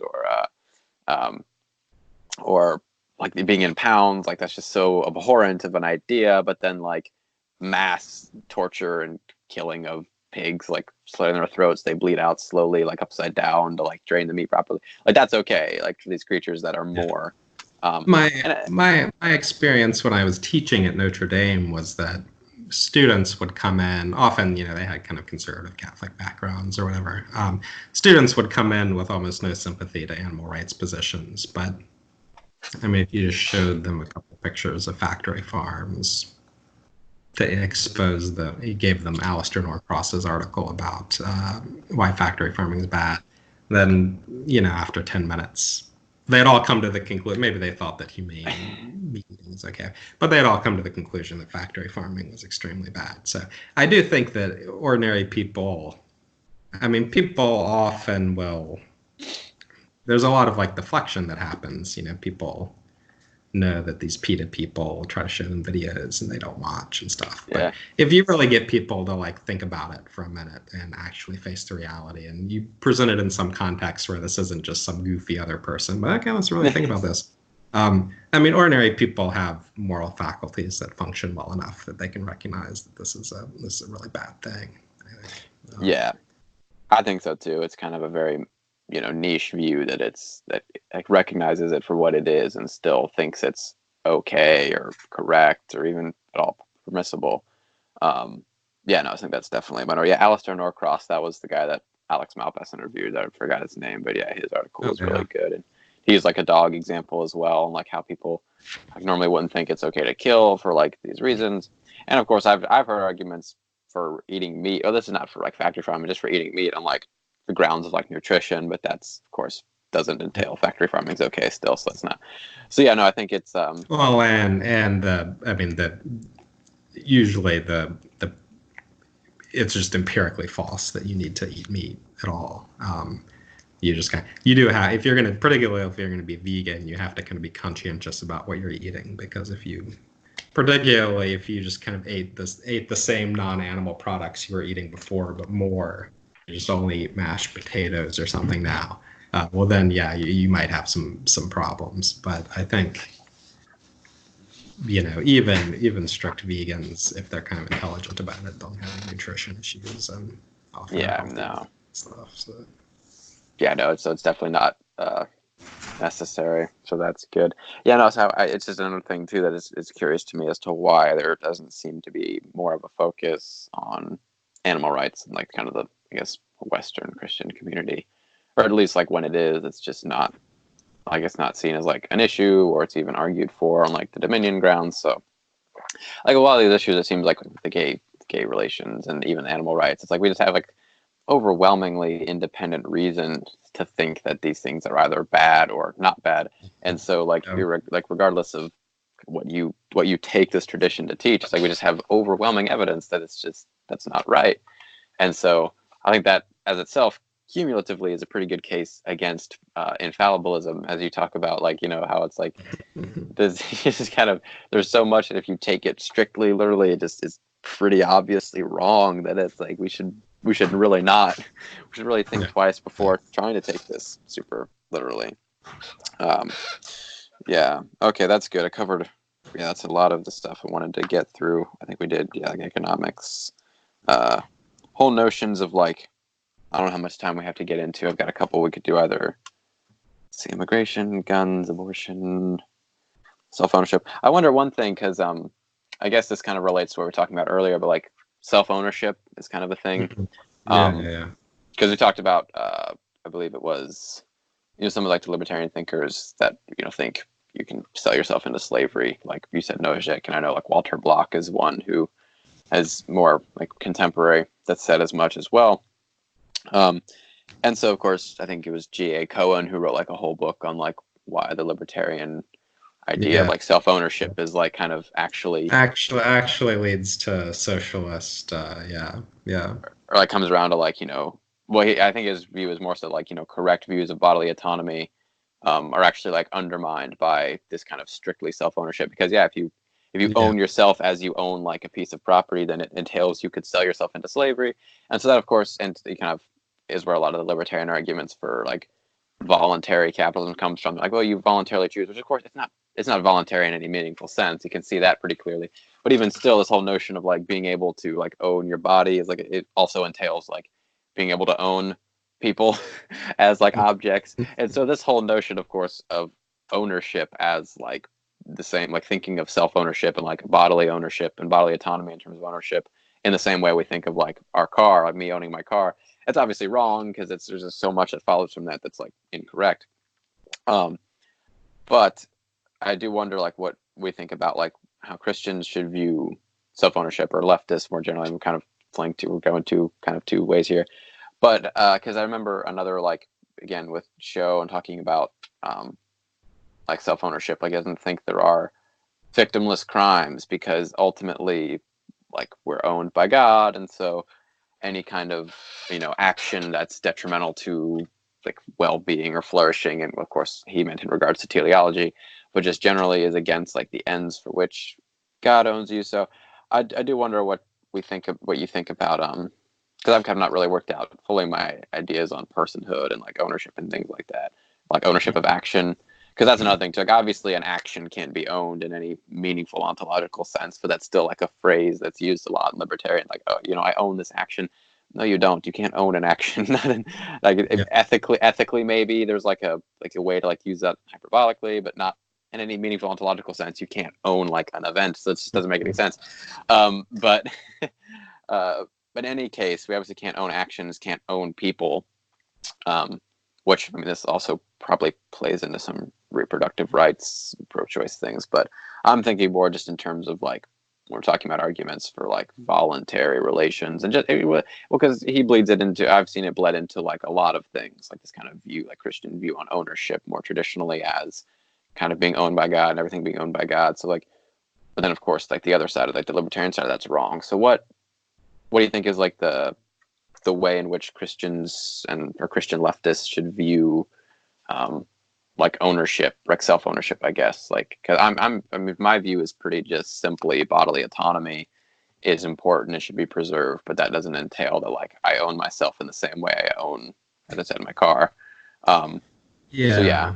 Yeah, I guess I'm inclined. I mean, there's a kind of there's an ideal of self-ownership that's played a role in certain strands of libertarianism, on which it really is ownership in the sense that your rights over yourself and your body are property rights of the sort that you might have over other things. And as you note, it seems like this leads to kind of weird view, that rape is a kind of property crime, or that you should be able to sell yourself and this thing, these sorts of things. If it's more like a metaphor, the thought is just, well, your relationship to yourself is in some ways like your relationship to things that you own. I guess that might be right. Just kind of depends on what the in some respects is, right? Yeah. In some respects and not in others. I don't know if I have a huge amount to say about it. Other than that, I guess, is it the case that God owns everything? I guess again, it might depend on what the sense of own is, and in what respects you're saying that. I guess I think it makes sense to say that, God's in a position to make certain demands of you. Say, I don't see how. I don't see how. Maybe I would just need to look at what Tim's exact argument is. I don't see how, even if you say that God owns everything, the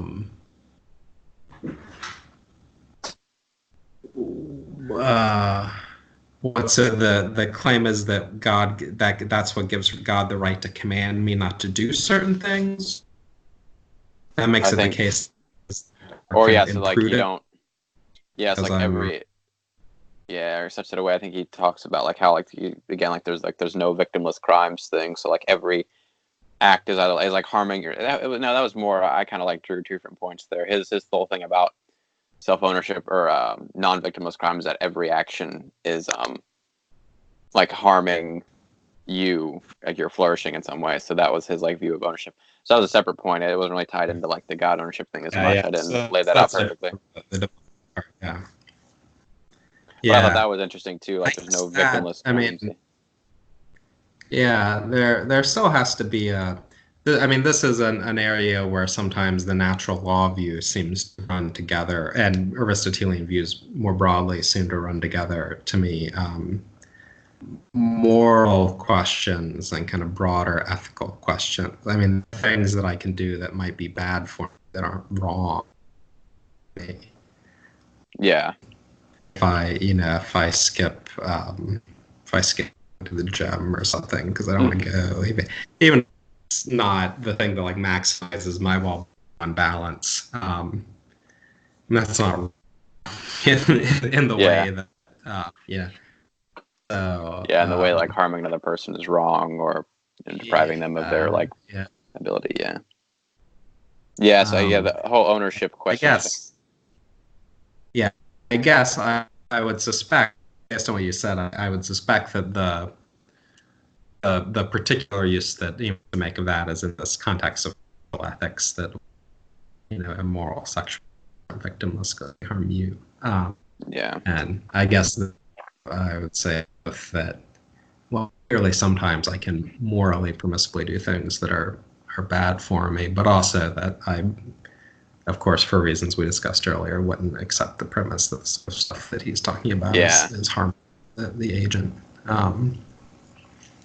Yeah, that's definitely good. And I know it's a big thing, like in at least in some schools of Islamic philosophy. There's a guy in like the Reason Religion group that's talked about this before. He's a Muslim that like in Islam, like God owns everything, and like in a much more like immediate sense than just like in that he like owns us, and that's why kind of like certain actions are wrong, because he can do whatever he wants with us, and it can kind of almost be arbitrary in a sense. But of course, he means arbitrary differently than in English, we're understanding that, as he's pointed out.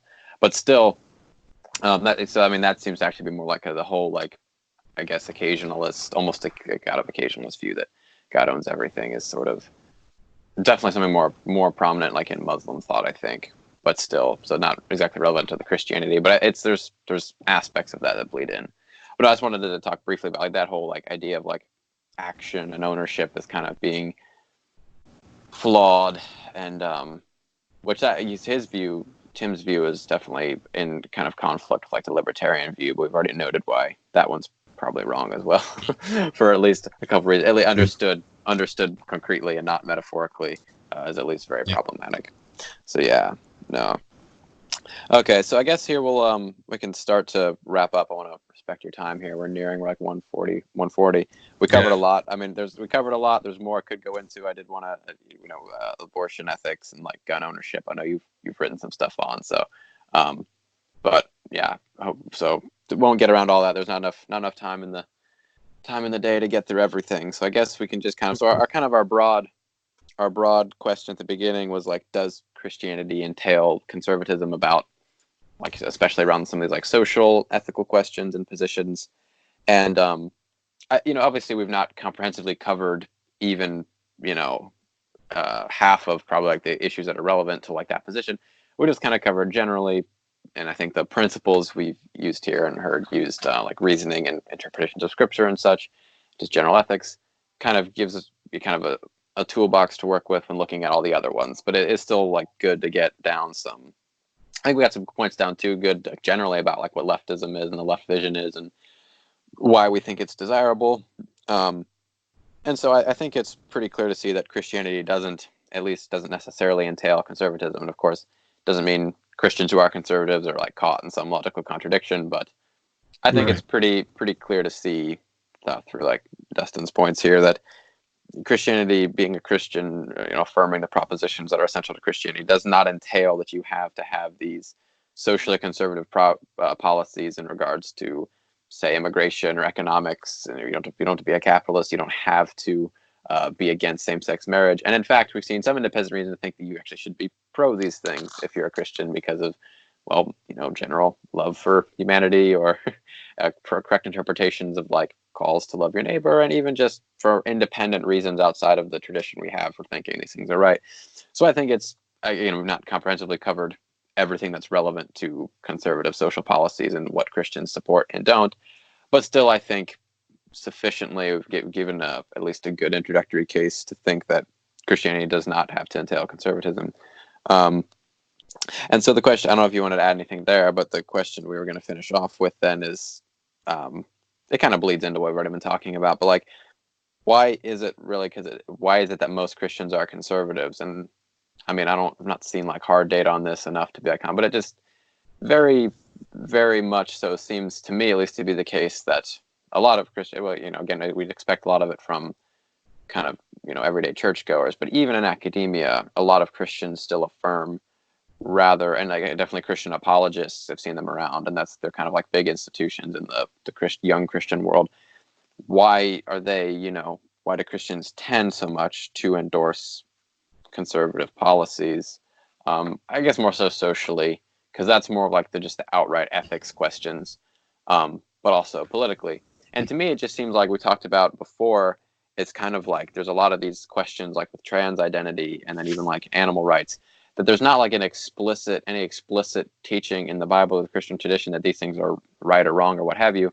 it's just kind of like there's this kind of, you hear around, like, 'cause I remember I grew up like in church and like a Protestant church, and there's kind of just this mindset that like you just kind of hear that kind of just generally the Christian position is that these things are wrong. Like, oh, we support traditional marriage, you know, animal rights, like we have dominion, feminism's wrong, like trans people, like it just kind of, it seems like it's almost taken as a given for some reason that like the Christian tradition is opposed to some of these things. But I don't know where that comes. So I don't really know where that comes from. It just kind of seems to be kind of like almost default. And so that's why I wanted to ask you. I mean, you're more familiar with like the academic world, and I don't know if we want to talk about this briefly, but like, why is it then? Like, what do we think what is the at least partial explanation for this phenomena, this correlation between religious belief and kind of socially conservative views? Because it just seems like, I mean, I've encountered more recently a fair number of Christians like yourself and my friend Samuel Watkinson and a couple people that are, you know, pretty progressive and kind of, and so it's definitely not you know, a universal thing, but there just does seem to still be this correlation. So I don't know what do you think? Yeah, I mean, I don't think that the explanation, I mean, it's kind of an odd, if you look at the collection of views involved, opposition, say, to homosexuality, you can at least see what the, I mean, there are these passages in it. You can at least see what the connection is supposed to be. Then there are other views, like, for instance, issues about gender, where my view is, and maybe this will be a more eloquent statement of what I said earlier too.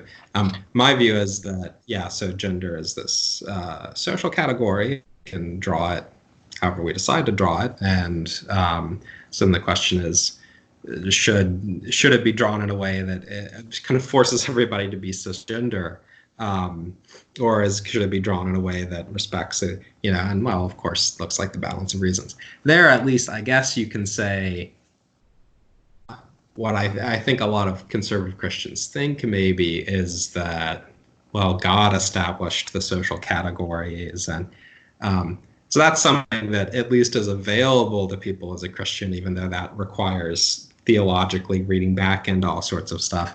But then there are other issues like support for militarism, for nationalism, where it's very obvious that this kind of flies in the face of anything that, I mean, there was this survey a couple months ago that came out where I think like 30% of Americans said that they would support a preemptive attack on North Korea, even if it was guaranteed to kill 1 million North Korean civilians.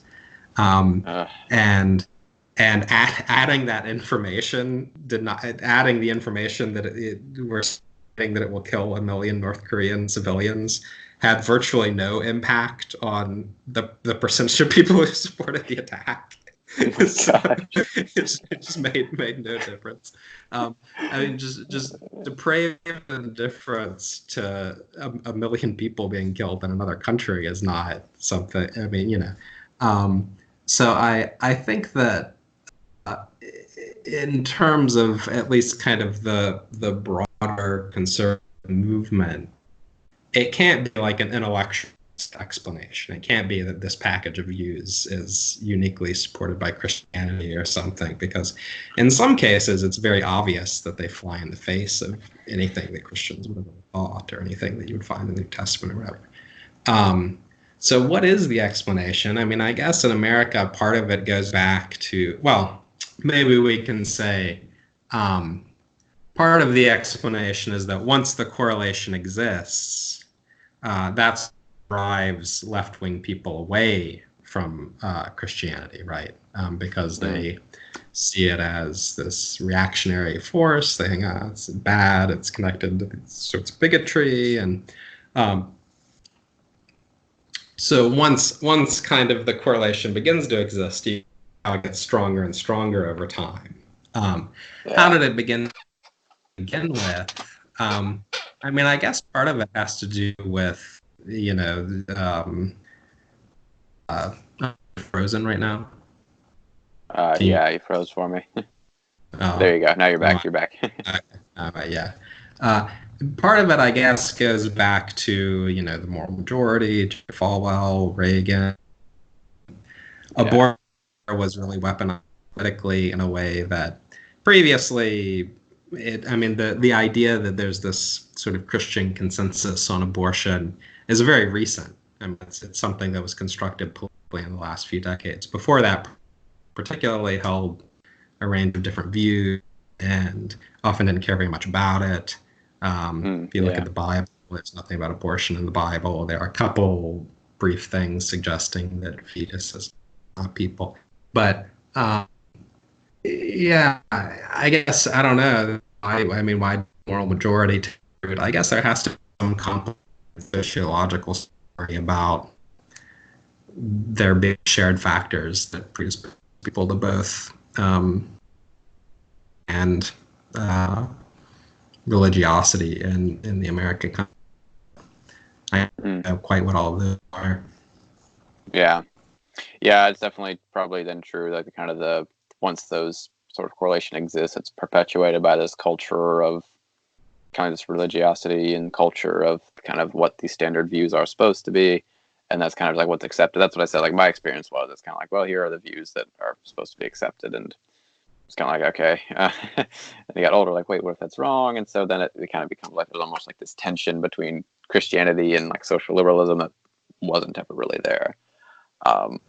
So yeah, that's an interesting observation there.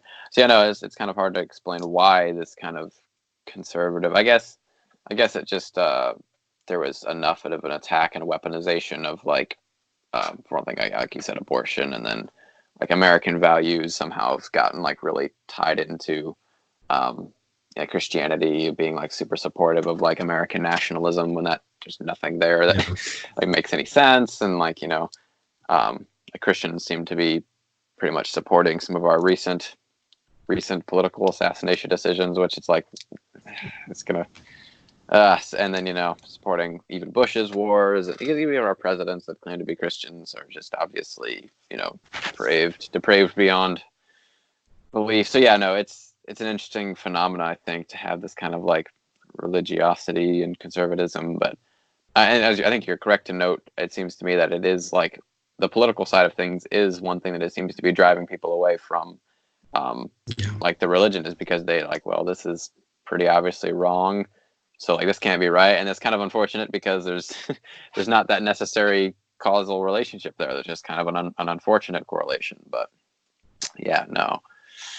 Oh man, so yeah, that's all definitely interesting. So yeah, I think we've got a lot of ground covered, actually, almost 2 hours. I don't know if you have anything else you want to say in closing, or if you're good. I mean, I know you finished off there. But Yeah. Good. Thanks for having me on.